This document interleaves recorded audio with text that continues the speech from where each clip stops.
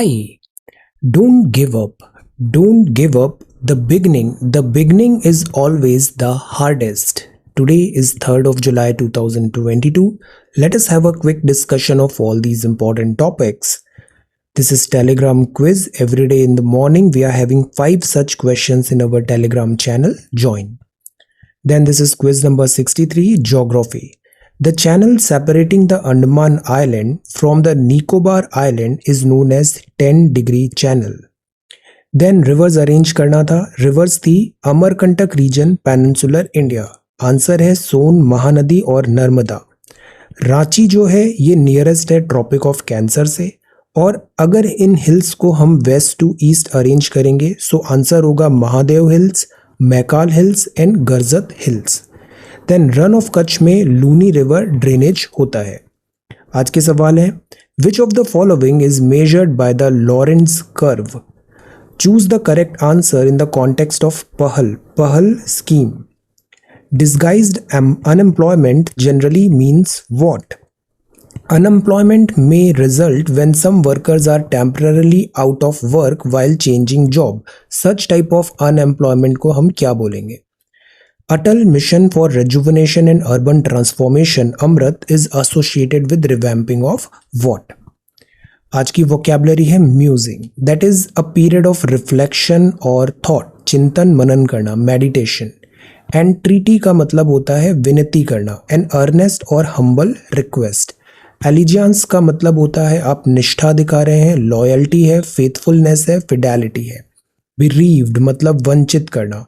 B deprived of a loved one through a profound absence especially due to the loved ones this. Then embezzle का मतलब होता है हड़प करना, हड़प लेना. Steal or misappropriate one's trust of belonging to the organization for which one works. Steal करना. So ये कुछ vocabulary words हैं आज के लिए. If you come across any other important word, write down that word along with its meaning in the comment section down below. CSET के ये 2 सवाल हैं. Try to answer these 2 question. Quiz हैं, ये दोनों CSET के सवाल हैं. Then आज न्यूज़ बाइट्स में हम देखते हैं China, one China policy. And China में ये 2 आइलैंड्स हैं. This is Macau and this is Hong Kong. Macau and Hong Kong. इनका हिस्ट्री ये है कि जो चाइना था पहले, चाइना को ब्रिटिशर्स ने ओपियम एडिक्ट बना दिया था. Opium addict. तो ब्रिटिशर्स ने यहाँ पे कंट्रोल कर लिया था हांगकांग 1842 में, फर्स्ट ओपियम वॉर के बाद. 1898 में ब्रिटेन और चाइना ने साइन किया एक कन्वेंशन जिसके बाद British to take control of the island surrounding Hong Kong on lease for 99 years. तो 1898 के बाद 99 ईयर्स के लिए हांगकांग लीज पे चला गया ब्रिटेन को. मकाऊ जो है ये रूल करते थे पोर्तुगीज फ्रॉम 1557. तो one is Macau and the other one is this Hong Kong. 1980s में चाइना ने इनिशिएट किया टॉक ब्रिटेन के साथ और पोर्तुगल के साथ, और ये दोनों territory Macau from Portuguese and Hong Kong from Britishers, China ने इसको वन चाइना के अंदर इंक्लूड कर लिया. हांगकांग रिटर्न हुआ चाइनीज कंट्रोल 1997 में और मकाऊ की सोवरेनिटी ट्रांसफर हुई 1999 में. तो ये दोनों जो ग्रुप है, आइलैंड्स हैं, ये वापस चाइना के पास आ गए. सो this is the history of this Macau and Hong Kong. अभी रुपी का फॉल हो रहा है. 2 वर्ड होते हैं डिवैल्यूएशन एंड डेप्रिशिएशन. अभी डेप्रिशिएशन हो रहा है. डिवैल्यूएशन का मतलब होता है डोमेस्टिक करेंसी का वैल्यू फॉरेन करेंसी के रेस्पेक्ट में गवर्नमेंट डिसाइड करके एक वैल्यू रख रही है कि गवर्नमेंट ने बोल दिया कल से रुपी इतने का डॉलर हो जाएगा, उसका डिवैल्यू कर दिया. तो that is by the government of India. Depreciation जो होता है वो मार्केट फोर्स के अकॉर्डिंग होता है, गवर्नमेंट का कोई रोल नहीं होता है. डिवैल्यूएशन गवर्नमेंट अपनी पॉलिसीज के थ्रू करती है डोमेस्टिक करेंसी को फॉरेन करेंसी के साथ सिंक करने के लिए. डिवैल्यूएशन से जो रुपी का वैल्यू कम हो रहा है वो बाय द गवर्नमेंट होगा. आप बताओ इंडिया में कभी रुपी का एज सच डिवैल्यूएशन किया गया है या नहीं? डिवैल्यूएशन करने से एक्सपोर्ट कॉम्पिटिटिवनेस बढ़ जाती है और इंपोर्ट को हम कम करने की कोशिश करते हैं. जबकि जो डेप्रिशिएशन है ये बेसिकली मार्केट कंट्रोल होता है. डिमांड जो है रुपी की, supply of rupee, demand of dollar, supply of dollar, इस पे डिपेंडेंट होता है. ओके, सो ये 2 कॉन्सेप्ट्स होते हैं डिवैल्यूएशन और डेप्रिशिएशन के. अभी जो हो रहा है वो डेप्रिशिएशन हो रहा है. क्यों हो रहा है? क्योंकि क्रूड ऑयल की प्राइसेस बढ़ गई, एडिबल ऑयल की प्राइसेस बढ़ गई, रशिया यूक्रेन वॉर, और हमारा जो इंपोर्ट बिल है वो भी बढ़ गया। इंडिया का जो इंपोर्ट है उसमें 85% पेट्रोलियम प्रोडक्ट जो हमें चाहिए वो हम इंपोर्ट कराते हैं। So we are very much dependent for oil import, crude oil import. Plus जो डॉलर है, डॉलर स्ट्रेंथन हो रहा है। Why? Because US Federal Reserve ने इन्फ्लेशन को टेम करने के लिए हाई रेट्स रख दिया है, तो डॉलर का डिमांड बढ़ रहा है, डॉलर राइज हो रहा है, तो रुपी उसके कंपैरिजन में वीकन हो रहा है। प्लस फॉरेन पोर्टफोलियो इन्वेस्टर्स जो हैं, बिकॉज जो यूएसए है वहाँ रेट्स अप हो गई है, तो इंडिया से हॉट मनी, डेवलपिंग कंट्री के स्टॉक मार्केट से हॉट मनी फ्लाई आउट हो रहा है to this again back to USA.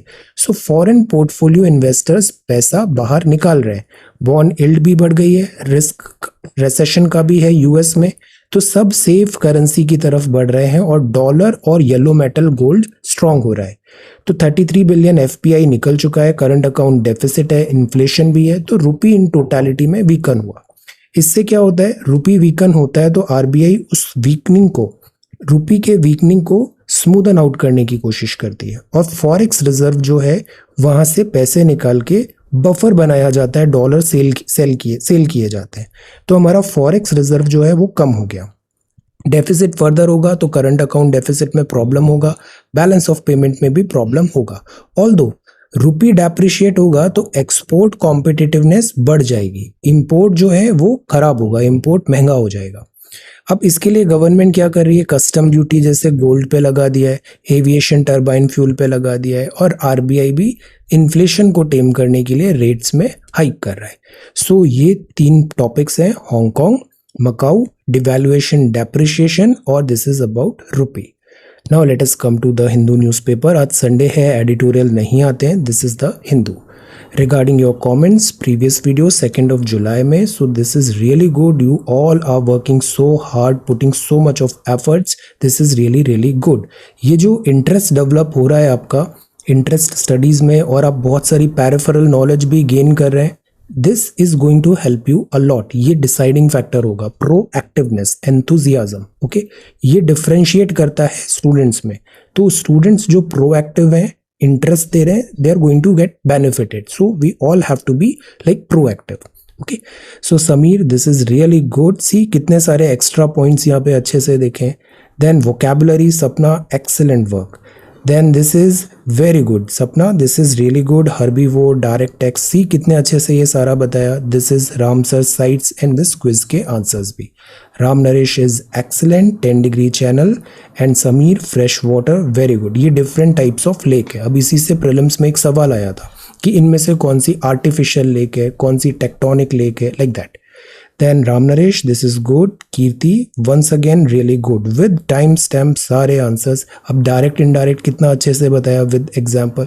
Read, हमारा कमेंट सेक्शन भी इतना एनरिच्ड है, इसको आप देखो, बहुत अच्छा यहाँ पे नॉलेज गेन होगा। साक्षी, once again excellent work, see with examples and to the point, crisp and precise notes, this is really very nice, year on year, excellent work, this is good। Keoladeo, Dal lake, see crude oil, see differences भी बताएं, primary qualities, Brent and OPEC, excellent. Sundar ने tax system बहुत अच्छे से explain किया यहाँ पे with examples, good. Economics बहुत अच्छा है Sundar, this is really good. Then Vishwajit, very nice. Megha ने भी सारे लेक्स आंसर्स किए। My, see this is so good, you all are doing so well, very nice.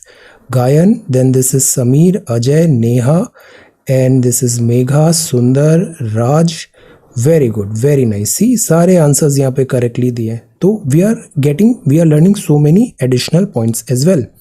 Ethics के लिए will talk about this, ethics के लिए will talk about this. Lexicon is also good, very good book. Indrajit, Arvind, yes. NCERT बहुत जल्दी start कर रहे हैं हम। This is Puneet, Vishwajeet, Sameer, very nice. Then Gautam, Nandini, Arvind, रानी।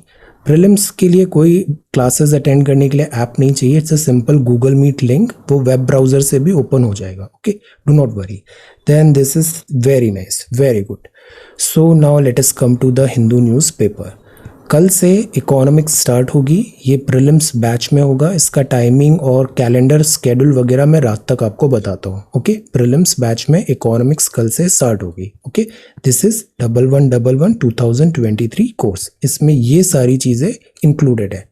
और जो मेंस बैच है, mains batch top most priority से हम 16 सितंबर में आपका एग्ज़ाम है, तो ये जुलाई है, अगस्त है, इस 2 महीने में मैं आपका सारा GS1, GS2, GS3, GS4 और ऐसे ये 5 चीज़ मैं बहुत अच्छे से कंप्लीट करा दूंगा इस 2 मंथ्स में। Okay, this is on me. Alright, so we will do this. Now let us come to the Hindu newspaper. So this is the front page of the Hindu. Then see, ये क्या है? A Himalayan experience. तो ये Royal Enfield का Himalayan odyssey new Delhi India gate से start हुआ।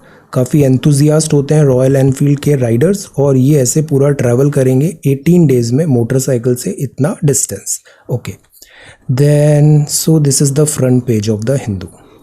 Then this is next page, this is about landfills. जैसे गाजीपुर में लैंडफिल है, हर शहर के बाहर एक कचरे का पहाड़ आजकल दिखने लग गया है और सारा सिटी का डंप वहाँ पे जा रहा है।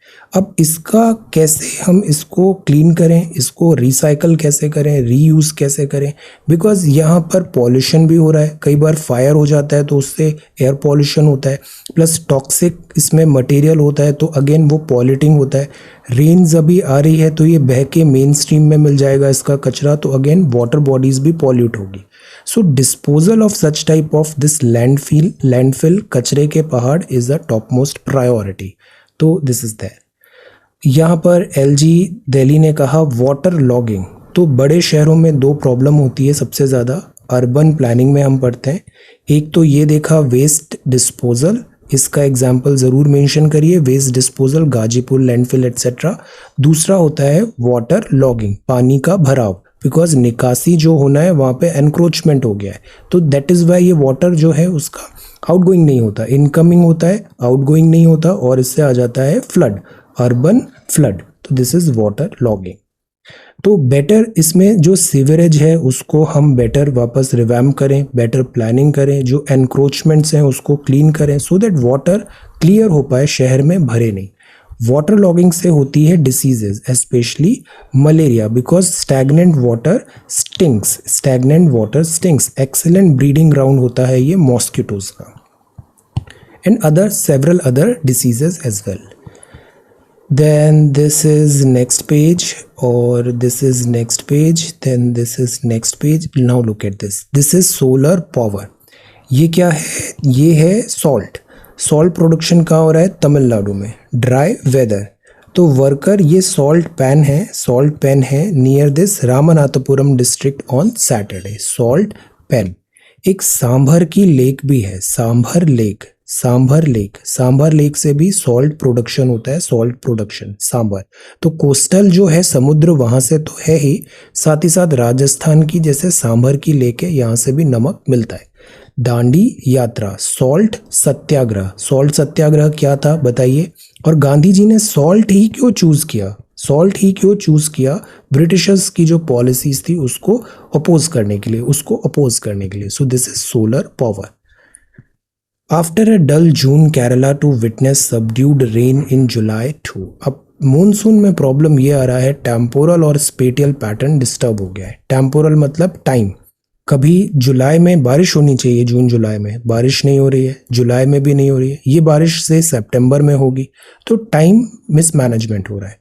एंड देन स्पेटियल मिसमैनेजमेंट हो रहा है, जहाँ बारिश नहीं होती थी वहाँ पे बहुत बारिश हो रही है, और जहाँ बारिश होती है वहाँ पे बारिश नहीं हो रही है, तो स्पेटियल डिफरेंसेस। इंडिया के 2 प्लेसेस हैं जो वर्ल्ड में टॉप 2 पे आते हैं, हाईएस्ट रेनफॉल होता है वहाँ पे, उन 2 प्लेसेस के नाम बताइए। यस, मेघालय में है ये। Then saving chain Kurinji from climate change. See, the tree was once abundant in the hills on the southern parts of this pass in Kerala. Western Ghat. अब देखो वेस्टर्न घाट में ना 3 बहुत बड़े इंपॉर्टेंट पासेस हैं, थाल घाट, भोर घाट और पाल घाट। ये कहाँ पर है? किन दोनों शहरों को, किन दोनों एरिया को ये कनेक्ट करते हैं? थाल घाट, भोर घाट एंड पाल घाट। ओके, सो सी, यहाँ पर अब देखो ये वाइल्ड लाइफ सेंचुरी है, इसका नाम है because of this Chenkurinji tree. ये एंडेमिक स्पीशीज है अगस्त्यमलाई बायोस्फीयर रिजर्व की, Agasthyamalai biosphere reserve.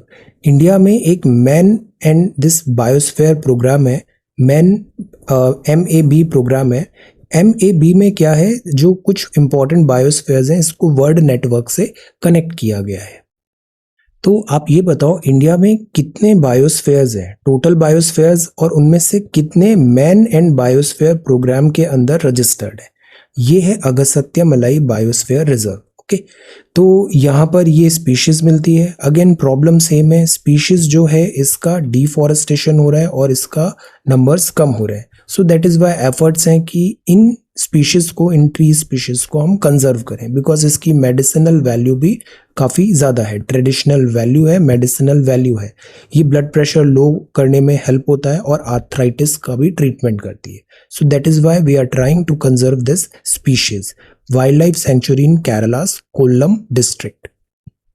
Then this is next one and this is page number 7। ये क्या है, कॉरिडोर का रिवैम्प, कॉरिडोर का रिवैम्प।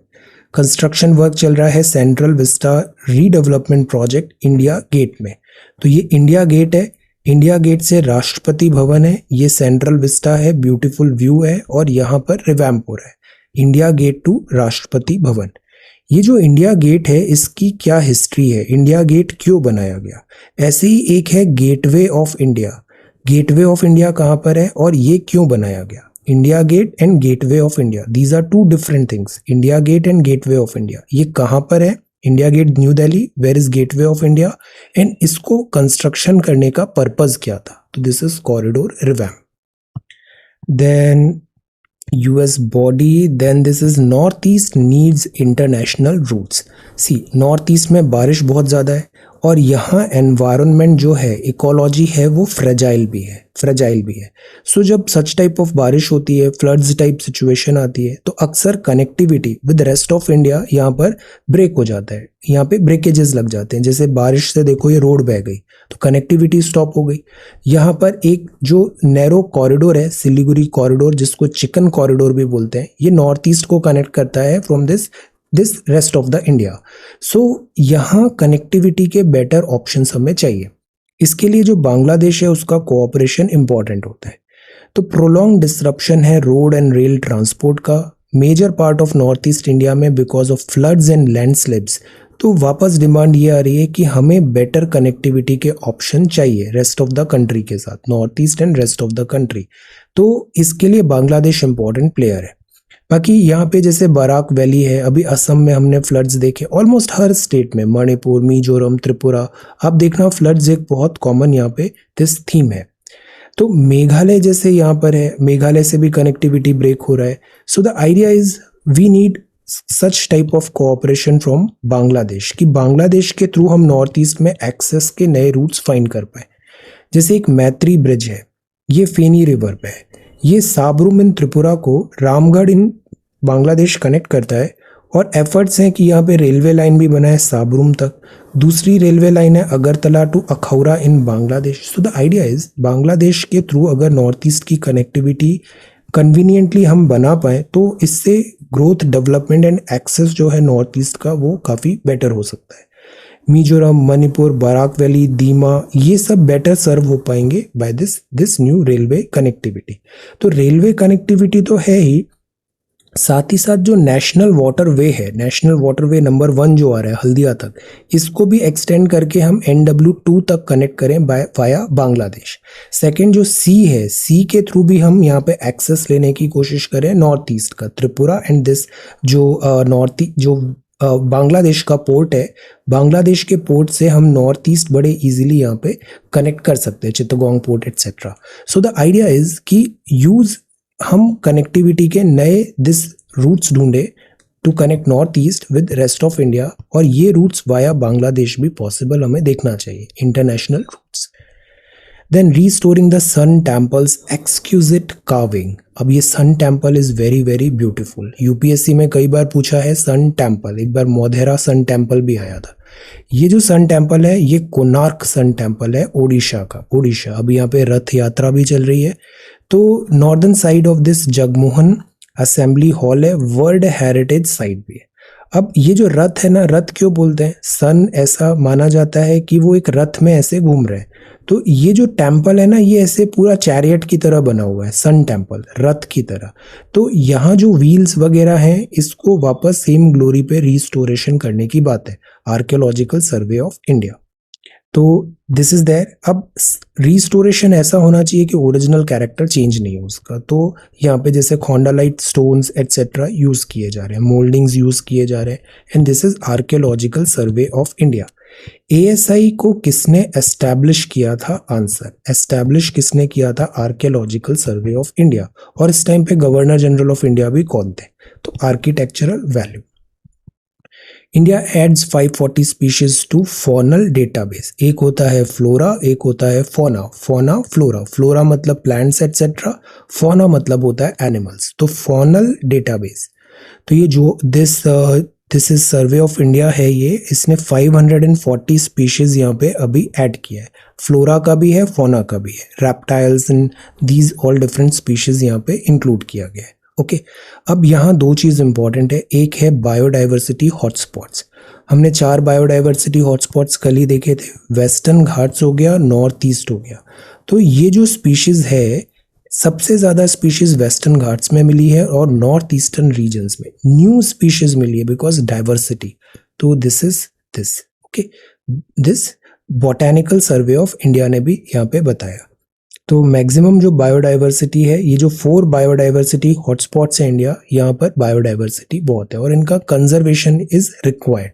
कंजर्वेशन तब पॉसिबल हो पाता है जब स्पीशीज का आइडेंटिफिकेशन रिकॉग्नाइज किया गया है। So for that reason such type of this database survey is important. जैसे हम पढ़ते हैं ना, IUCN की जो रेड लिस्ट होती है, रेड लिस्ट में हम सारी स्पीशीज का कैटेगरी देखते हैं कि एक्सटिंक्ट एंड वाइल्ड कौन सी है, क्रिटिकली एंडेंजर्ड कौन सी है, वल्नरेबल कौन सी है, like that. So data is very very important. अब माइग्रेशन ऑफ एनिमल बहुत होता है, रेंज शिफ्ट हो रहा है, फॉनल नीड है, उसको मॉनिटर करें, प्रायोरिटी में स्टडी करें, faunal element, forest, aquatic, coastal, marine ecosystem का, ये सब चीज़ें एसेंशियल है। So this is database. Amarnath Yatra continue है। देन लिबिया में प्रोटेस्ट चल रहे हैं, पार्लियामेंट को ही इन्होंने आग लगा दिया। ये आर्सन जो चीज़ है, दिस इज़ नॉट राइट, चाहे वो कंट्री चाहे वर्ल्ड के किसी भी पार्ट में ऐसा हो रहा है। एंड जो वॉर है, सच type of things, big players fight और जो इस टाइप से कंट्रीज हैं वो डिस्ट्रॉय हो जाती है।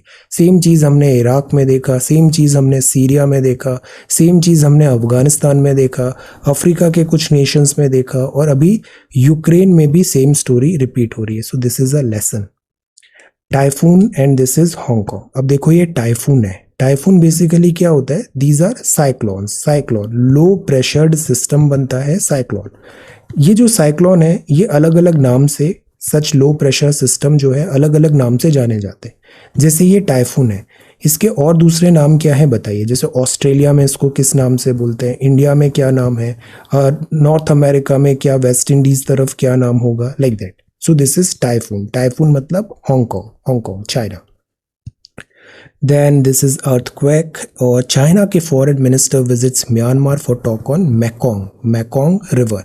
चाइना का बहुत इंटरेस्ट है दिस म्यांमार में अभी मिलिट्री कू भी हुआ था, हुंटा अब यहाँ पे पावर में, होंग सांग सू की अब पावर में नहीं है। तो चाइनीज फॉरेन मिनिस्टर ने यहाँ पे विजिट किया। अब see Myanmar, Laos, Thailand, Cambodia, Vietnam, तो ये जो पूरा मैकोंग कोऑपरेशन ग्रुप है, यहाँ वापस रिवाइटलाइज करने की कोशिश किया जा रहा है इसे।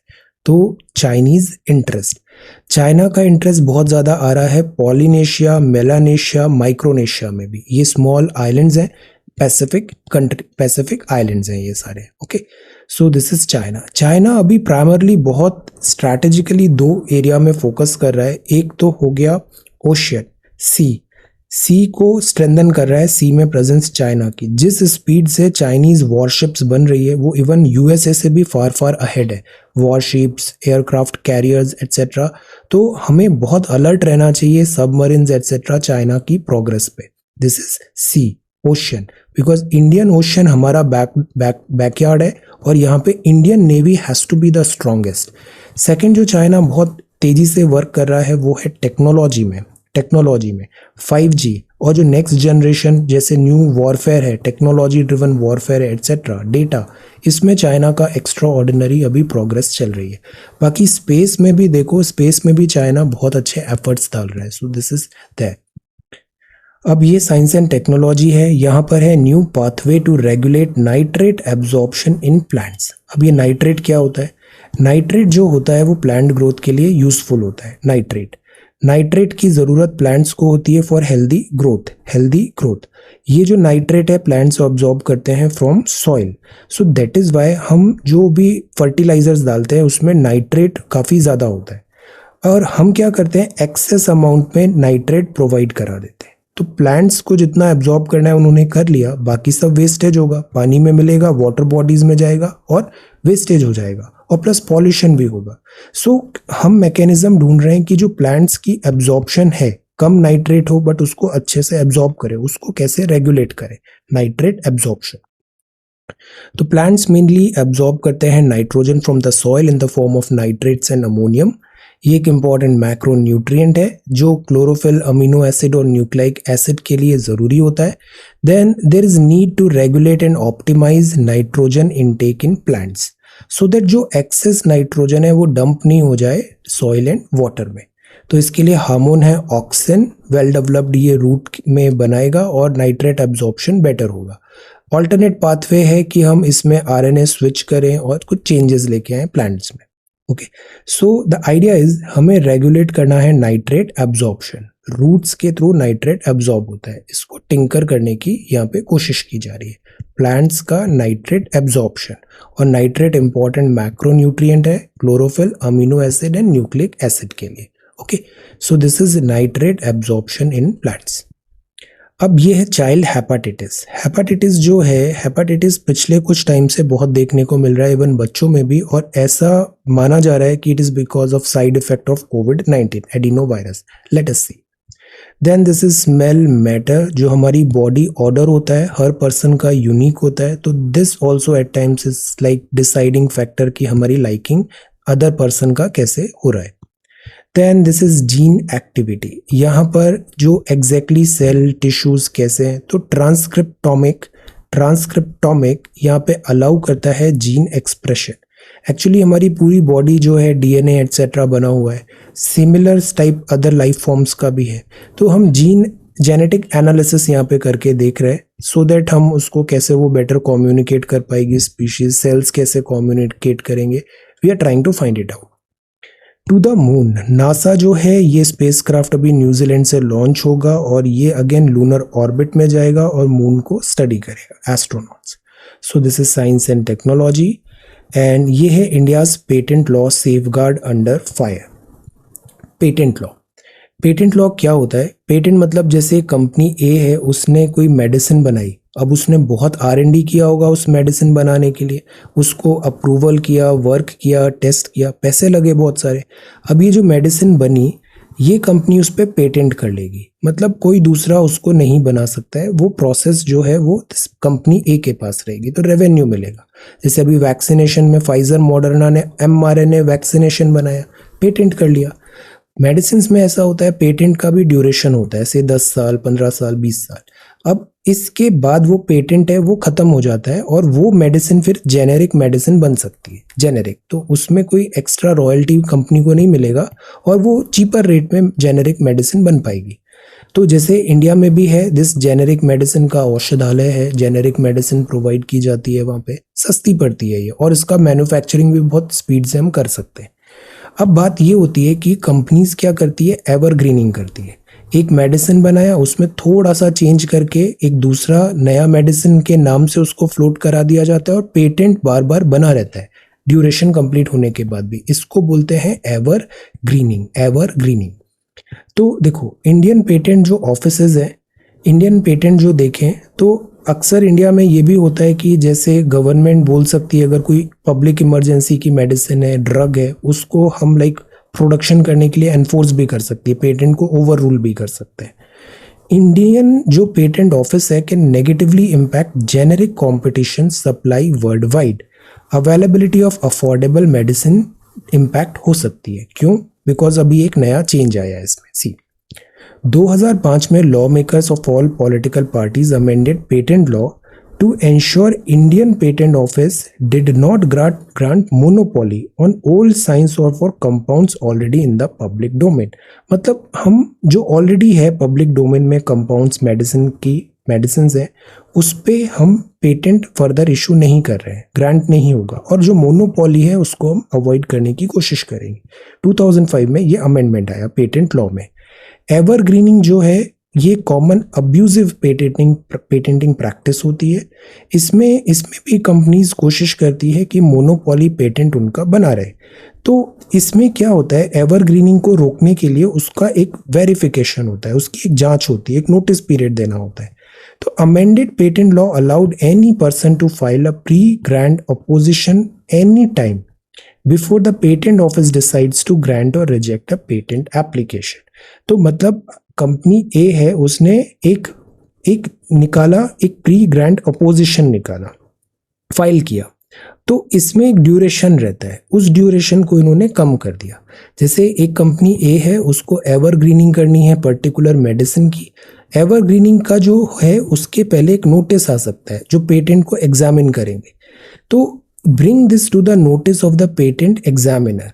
Amended patent law allowed any person to file a pre-grant opposition any time before the patent office decides to grant or reject a patent application।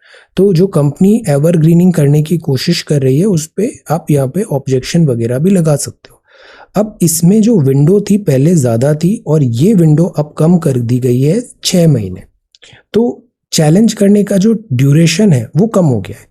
तो patent application are open to challenge by the public, केवल 6 महीने का window है publication. तो this window is less. इतने सारे patents का file होता रहते हैं एवरग्रीनिंग के लिए भी, तो 6 month window is very less. तो इससे क्या होगा, बहुत सारी चीज़ें चैलेंज नहीं हो पाएंगी और जस्ट लाइक दैट एवरग्रीनिंग को सपोर्ट करेगी। ये यहाँ पे आर्ग्यूमेंट है। तो प्राइमरली यही है, एवरग्रीनिंग को स्टॉप करने के लिए यहाँ पे जो भी चेंजेस, जैसे 6 मंथ कर दिया है ऑब्जेक्शन उठाने का ड्यूरेशन, ये एवरग्रीनिंग को सपोर्ट करेगा, जो कि करेक्ट नहीं होगा। तो दैट इज वाई ये लिखा है Indian patent law safeguard under fire. अगर 2 डिग्री टेम्परेचर राइज होगा तो अर्थ की बहुत सारी स्पीशीज को डैमेज होगा। जैसे कि इससे क्या होगा, ह्यूमैनिटी फेल हो रही है और जो स्पीशीज हैं ओवरऑल, इससे सी लेवल राइज होगा, बहुत सारी स्पीशीज एक्सटिंक्ट हो जाएगी, इरिवर्सिबल डैमेज होंगे। जो अमेजोन रेन फॉरेस्ट है, ये सवाना बन जाएगा। सवाना क्या होता है, ग्रासलैंड। तो मतलब ट्रॉपिकल रेन फॉरेस्ट कन्वर्ट हो जाएगा ग्रासलैंड में because of lack of save water और like temperature is high. This will impact the biodiversity. और ये जो रेन फॉरेस्ट है अमेजोन का, ये कार्बन सिंक है, तो ये कार्बन और रिलीज होगा, विशियस साइकिल चालू हो जाएगा और फिर ग्लोबल वार्मिंग तेजी से बढ़ेगा, तो अर्थ इनहॉस्पिटेबल हो जाएगा। Planet warming this atmosphere. तो ग्रीन हाउस गैसेस के नाम बताइए, and this is tropical rain forest. Why India should support antibiotics development. यहाँ जो बात है वो ये है कि इंडिया में हम जो एंटीबायोटिक्स है ना, वो over the counter just like that हम ले लेते हैं। इससे एट टाइम्स क्या होता है कि जो बैक्टीरियाज हैं, बैक्टीरियल इन्फेक्शन है, वो बैक्टीरियाज रेजिस्टेंट हो जाते हैं से एंटीबायोटिक से। तो नेक्स्ट टाइम हमको और हैवी डोज ऑफ एंटीबायोटिक लेना पड़ेगा टू गेट एनी रिजल्ट। तो दैट इज वाई एंटीबायोटिक में भी जैसे एक रेड यहाँ पे लाइन भी आया था कि एंटीबायोटिक्स जस्ट लाइक दैट नहीं लेना चाहिए। एंसेस्ट्री ऑफ डॉग्स ह्यूमन का best friend, this is ancestry of dogs. ये जो न्यूज़ है रिपीटेटिव है। G7 development plan impact India. G7 क्या है, ये so called most industrialised Nations है। Canada, France, Germany, Italy, US, Japan, UK, Japan और द यूएसए। तो अभी इनका मीटिंग हुआ। चाइना जो है वो कॉन्टिन्यूसली चैलेंज कर रहा है इस G7 को। तो चाइना ने बेल्ट एंड रोड इनिशिएटिव भी लेके आया था। उसको काउंटर करने के लिए इन्होंने $600 बिलियन का global infrastructure and investment plan का अनाउंस किया। अब अगेन इन्होंने बातें कहा है कि ये जो प्लान है वो वैल्यू ड्रिवन होगा, ट्रांसपेरेंट होगा, इम्पैक्ट होगा, डेट ट्रैप में नहीं होगा, सब क्लियर कट होगा, लाइक दैट। अब प्राइमरली BRI को अपोज करने के लिए इंडिया ने अगेन, देखो जैसे हम करते हैं ना, let us wait, let us see, wait and watch, जो ऑफिशियल्स होते हैं वो भी सेम लाइन पे ही स्टेटमेंट्स देते हैं। जैसे हमारे फॉरेन सेक्रेटरी ने कहा यहाँ पे कि We will have to see the details of that for us to be able to speak specifically on its element. तो जजमेंट भी ना जस्ट लाइक दैट पास नहीं किया जाता है, उसको स्टडी करते हैं, डिटेल में पढ़ते हैं. It is not about who is first, it is not about who is first, it is about who is right. तो पहला ऐसा नहीं है कि ब्रेकिंग हम पहले स्टेटमेंट दे रहे हैं, कमेंट्स दे रहे हैं. नो, करेक्ट कमेंट्स देना ज़्यादा ज़रूरी होता है. So we will have to see the details. News में जो भी चीज़ें आप देखते हो ये सब लेयर्स में पढ़ना ज़्यादा बेनिफिशियल होता है. पहले ही दफ़े उस पर ओपिनियन नहीं फॉर्म करना है. ओके, वेट, उसको ग्रेजुअली स्टडी करना है, देन ओपिनियन फॉर्म करना है आफ्टर थोरो स्टडी. तो सी स्टेटमेंट्स भी ये है. अब रेस्पॉन्स क्यों सिग्निफिकेंट है? एक तो जैसे पहले इंडो पैसिफिक इकोनॉमिक इनिशिएटिव भी था, इससे पहले जो यूएस वाला ग्रुप है वो एक ब्लू डॉट नेटवर्क भी लेके आया था, बट कुछ ज़्यादा आगे बढ़ी नहीं बातें. So that is why India बहुत केयरफुली कॉशियसली आगे बढ़ेगा PGII पे. इसमें 4 प्रायोरिटीज़ हैं: climate energy security, digital connectivity, health and health security और जेंडर इक्वालिटी एंड इक्विटी. इन 4 एरिया पे ये PGII वर्क करेगा. व्हाइट हाउस इसके बारे में और अभी डिटेल्स बताएगा. एग्रीटेक, क्लाइमेट सस्टेनेबिलिटी को भी देखना है हमें, रिजाइलेंस है, क्लाइमेट एडेप्टेशन है. So on the face this is looking good. India ने इसको नो भी नहीं बोला है, just let us see, wait and watch. Profitability agriculture में भी बढ़ेगा, फार्मर्स का भी होगा, प्लस यूएस का कमिटमेंट लेवल कितना होगा ये भी देखना होगा. Let us see. तो ये है PGII. अब we should be knowing about these terms. जैसे ये है partnership for global infra and investment. जब भी यूएसए के साथ IR डिस्कस कर रहे हैं तो राइट डाउन दिस पॉइंट. या फिर जैसे कॉमकासा हुआ, बेका हुआ, लेमोवा हुआ, जब भी मिलिट्री टाइज के हैं तो राइट डाउन दीज नेम्स. तो ये कीवर्ड्स काफ़ी अच्छा आंसर को एनरिच करते हैं. Okay, then GST regime. इसमें रेगुलर टॉक्स हैं जो अभी तक हमने पढ़ा है. GST में रिफॉर्म्स की ज़रूरत है. नेटो जो है, नेटो एक टाइम था डोनाल्ड ट्रंप के अंदर काफ़ी वीकन हो गया था, बट जब से ये रशियन क्राइसिस हुआ है ये काफ़ी कंसोलिडेट हो गया है और NATO kind of like revive हो गया है. तो इस वॉर ने रशिया एंड दिस जो यूएस का प्रॉक्सी यूक्रेन के ऊपर जो वॉर हुआ है, नेटो एंड रशिया का प्रॉक्सी यूक्रेन के ऊपर वॉर हुआ है, इसमें नेटो फिर से वापस कोहेसिव यूनिट की तरह बना है. अगेन अब ये जो वॉर है ये किस डायरेक्शन में जाएगा? Because we can not go back to से कोल्ड वॉर इरा अगेन, जिसमें वर्ल्ड डिवाइडेड है. ऑलरेडी इस 2-3 महीने की वॉर में हमें बहुत सारी हार्डशिप्स करने को मिल रही है. So that is Y external affair minister साहब ने भी कहा था यूरोप की कंट्रीज आपस में फाइट करती है और उसका जो सजा है वो पूरा वर्ल्ड भुगतता है. So this is there Ukraine invasion. Then ये है मेजरिंग क्वैक्स. अब सी 23 जून को हमने बहुत अच्छे से देखा था अर्थक्वेक्स क्या होते हैं. Go visit this video. Earthquake, जब अफगानिस्तान में ये अर्थक्वेक आया, what are different primary, Rayleigh, love wave, then ये वेव्स कैसे ट्रैवल करती है, शेडो जोन, इंडिया का जोन और ये सारा माउंटेन सिस्टम. तो we are covering like news in layers. पहले हमने ये न्यूज़ देखा, अभी इस पे एक एक्सप्लेन्ड आ गया. So all you have to do is just be consistent and little patience. सारी चीज़ें यहाँ पे कवर हो जाती है. और आप एक न्यूज़पेपर ही पढ़ो, बहुत सारा पढ़ना कवर करना डिफ़िकल्ट होता है. ग्रेजुअली आज नहीं तो कल सारी न्यूज़ कवर हो जाती है वहाँ पे. ओके, हो जाती है. ओवरलैपिंग से हमारा टाइम बच जाता है, ओवरलैपिंग नहीं होती वहाँ पे. ओके, आज नहीं तो कल एवरी न्यूज़पेपर, चाहे वो इंडियन एक्सप्रेस हो, टाइम्स ऑफ इंडिया हो, व्हाटएवर, सारे जो न्यूज़पेपर हैं वो मोर और लेस सारी न्यूज़ कवर कर लेते हैं. अब जैसे देखो ये अर्थक्वेक हुआ, तो यहाँ बेसिकली बताया है भूकंप जो है रिक्टर स्केल में इतना आया, तो this is a major earthquake. जो पहला पॉइंट है वो है अर्थक्वेक क्यों हुआ. तो प्लेट टेक्टोनिक्स पढ़ा है हमने. अर्थ जो है पूरी ऐसी प्लेट्स में डिवाइडेड है और ये प्लेट्स आपस में टकराती है, साइड पास होती है, तो उससे जो स्टोर्ड एनर्जी है वो रिलीज हो जाती है, प्रेशर रिलीज होता है प्लेट का, और प्लेट अगर टूटती भी है तो अर्थक्वेक आता है. ये जो प्लेट्स हैं ये अपर मेंटल क्रस्ट यहाँ पर है, लार्ज रिजिड प्लेट्स हैं और ये मूव कर रही है. जहाँ पे फॉल्ट आता है, बाउंड्रीज हैं, वहाँ पे अर्थक्वेक ज़्यादा आता है. जैसे this Pacific Ring of fire.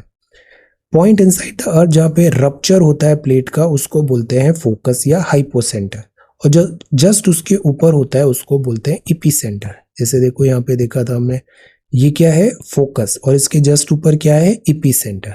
Okay, then seismic waves क्या होती है, ये वेव्स जनरेट होती है जब एनर्जी रिलीज होती है। ओके अब ये वेव्स हो सकती है, प्राइमरी वेव्स हो सकती है, सेकेंडरी वेव्स हो सकती है।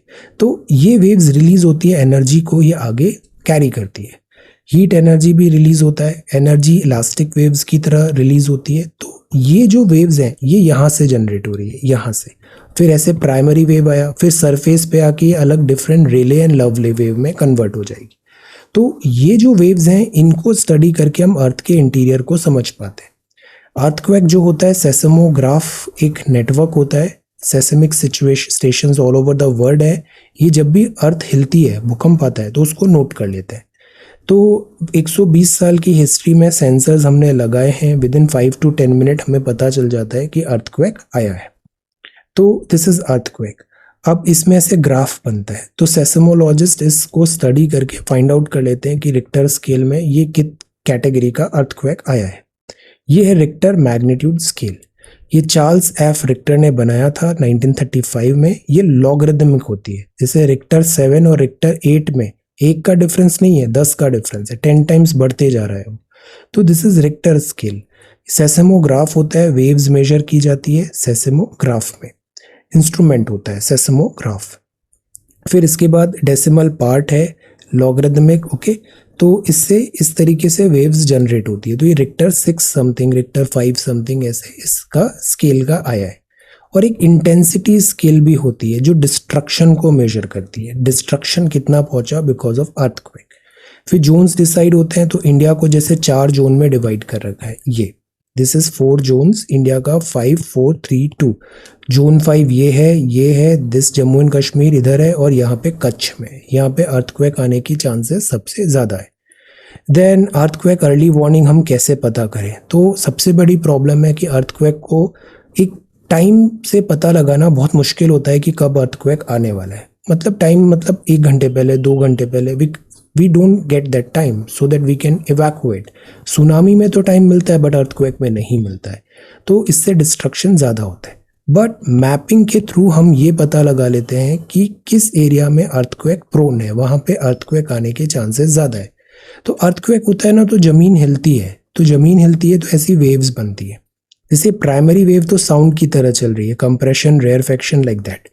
जो एस वेव है ये इस डायरेक्शन में मूव है, तो वर्टिकल इनका दिस 90 डिग्री पे ऐसे मोशन हो रहा है, तो ये एस वेव हो गई। तो that is why S wave liquid में ट्रेवल नहीं कर पाती।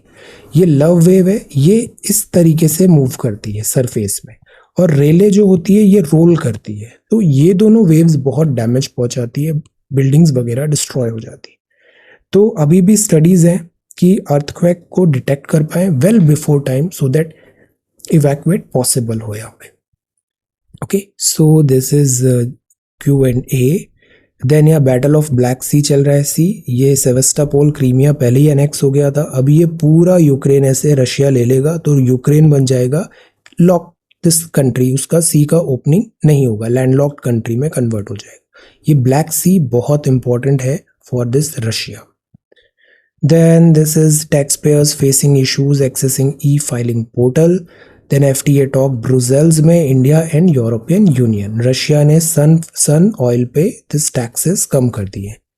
And this is JSW Pearson and this is the Hindu. Alright so this is the Hindu newspaper for today. Alright आज आंसर राइटिंग नहीं है, will resume it from tomorrow. कल से group classes भी स्टार्ट हो जाएंगी। So thank you so much for watching this video. Take care, study well and be safe.